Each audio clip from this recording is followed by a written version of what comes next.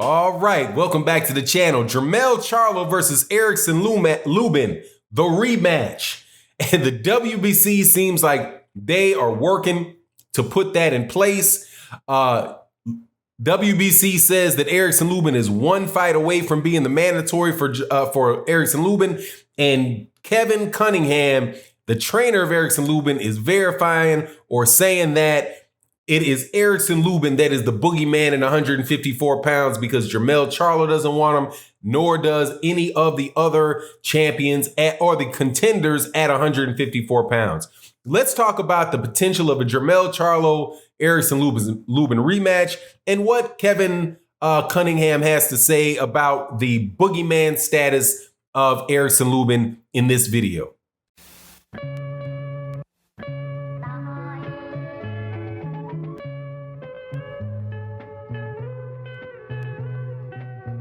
All right, welcome back. This is one of my favorite subjects in boxing, and it involves the 154-pound division and a fighter, Jermel Charlo, who I believe, and I'm going to say this all the time, deserves to be named one of the top pound-for-pound fighters in boxing.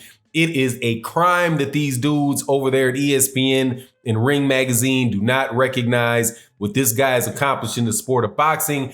He is the best fight. At this moment, is the best fighter in the deepest division in boxing, the 154-pound division. And one of the guys that he fought previously and defeated is Erickson Lubin. Erickson, I think it's the Hammer Lubin, out of the great state of Florida. When he was an amateur he was a U.S. amateur. He's one of the top amateurs. He was one of the top amateurs in the world. He was considered as good, a prospect on the level of an Errol Spence Jr. And he early in his career was showing that, but he made a mistake. His team made a mistake, and he went for the gusto just a little bit early. And in his 18th fight, Erickson Lubin fought Jermel Charlo and got knocked out by one of the nastier uppercuts that you'll see. Just got set up something nasty by Jermel. Jermel, I think, threw a left hand, got him to dip. Threw a left hand, got him to dip down. And when he dipped down too low, boom, with an uppercut. And that was the end of the night, like leg twitching, all kind of stuff. So just a real savvy vet move from the veteran, Jermel Charlo, on the prospect, Erickson Lubin. Since that time, however, Erickson Lubin, acted like a man's man. He got up off the deck, dusted himself off, made a run back to the top of the rankings in the WBC. As of right now, I think he is the number one. I think he might be the number one ranked guy in the WBC. He's either number one or number two, but I believe he's number one in the WBC. And from what I understand, prior to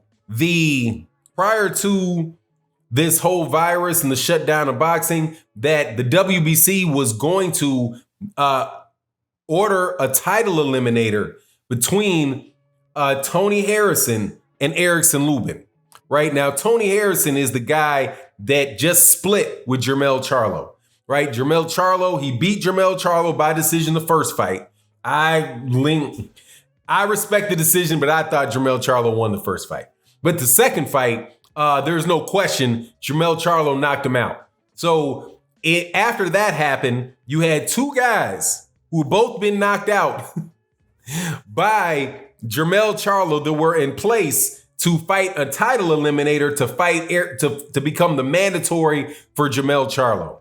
Now, what happened was when the boxing hiatus went on hiatus, the WBC couldn't mandate that fight. And from what I understand from Kevin Cunningham, nobody else is really interested in fighting Erickson Lubin for an opportunity to become the mandatory. So even though he's the number one, in a fight with Erickson Lubin would get whoever fought Erickson Lubin a shot at Jermel Charlo. According to Kevin Cunningham, there haven't been any takers, which is why Kevin Cunningham is referring to Erickson Lubin as the new boogeyman of 154 pounds. It's kind of hard for me to buy that necessarily, but I do believe that since all of these guys are prone to getting knocked out, like J-Rock got knocked out, Jared Hurd got beat up, he never got knocked out.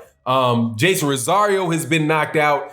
Who else got knocked out? Bunch of dudes at 154 pounds get knocked out because there's so much parity in the division, with the exception of Jermel, in my opinion, with the exception of Jermel Charlo.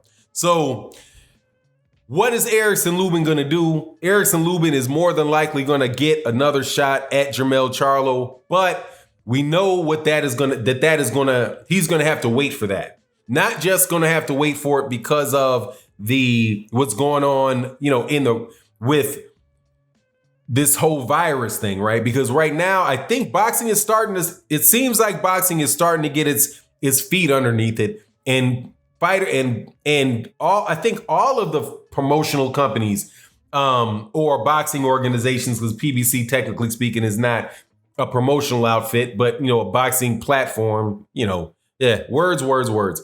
Anyway, they all seem like they have plans to start bringing boxing back without crowds. Top Rank has a plan for it. Matchroom has a plan for it. The UFC has already done it. I do believe that the PBC is talking about fights taking place in July. Right. So they must have a plan to do that as well. The thing with the PBC, though, is that because like I said, it's not necessarily a promotional organization. You don't have one front man for the organization that is willing, that is out there explaining what the organization is doing.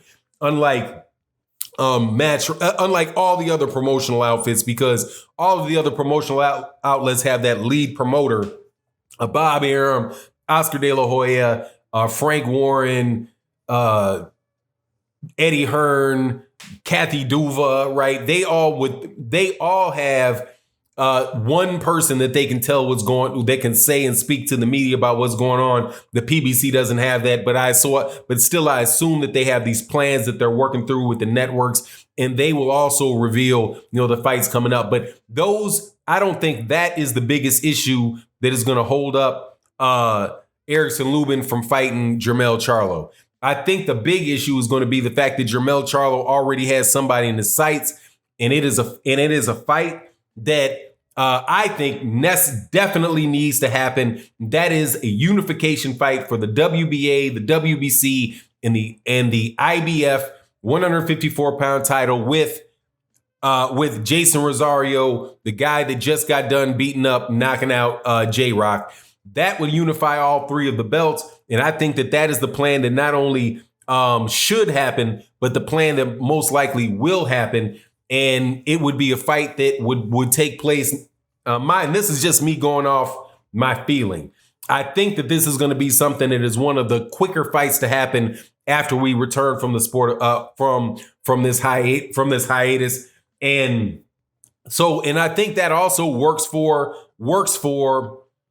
Erickson. I think that works well for Erickson Lubin, because if Erickson Lubin goes through the mandatory deal, whether it is fighting Tony Harrison or whether it's fighting I'd have to check who's in the WBC rankings, a Nathaniel Gallimore or somebody like that. I wouldn't mind seeing Nathaniel Gallimore and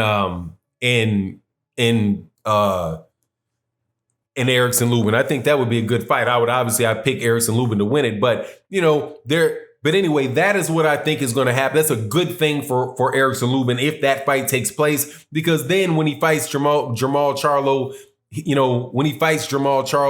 it would be for 3 of the major championship belts. And Erickson Lubin,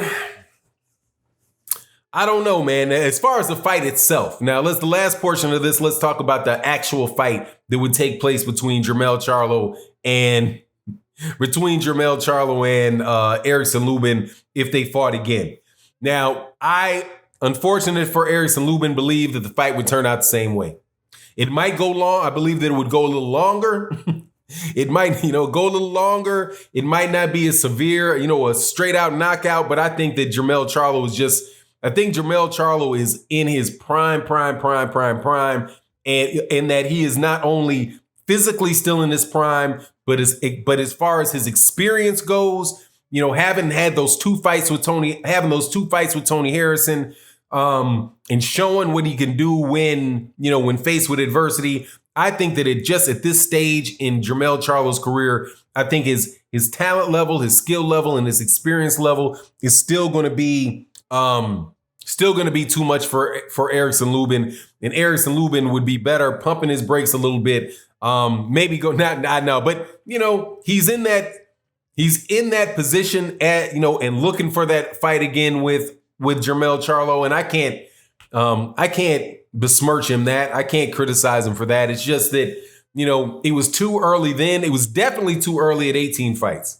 Now, I think the match might still be closer, but, that knockout is still in Erickson Lubin's head, and that knockout of Erickson Lubin is still in Jermel Charlo's head. And, I just don't see the fight turning out a different way from Erickson Lubin, with the exception of maybe Erickson Lubin does not get knocked out. But, Jermel already proved that if he cracks him, he has the ability and the power to take him out, man. Jermel Charlo needs to be on a pound for pound list, man, because talking about like Erickson Lubin and Tony Harrison, man, those are two top-notch fighters that I don't think stands a rat's chance in hell against Jermel Charlo. But anyway, it is what it is. You let me know what you think in the comment section. With that, I'm out.